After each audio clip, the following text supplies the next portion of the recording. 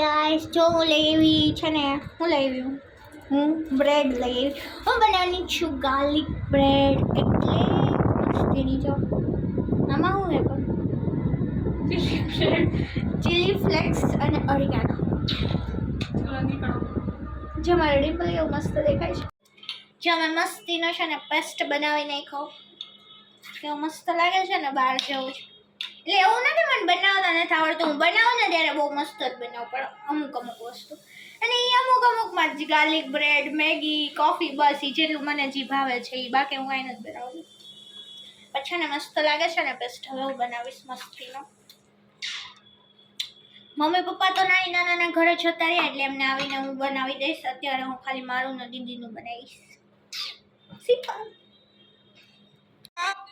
મસ્ત garlic bread બની છે. એક મેં દીદીને આપી દીધી, હમણાં હું મારી બનાવીશ ને ત્યારે તમને દેખાડીશ.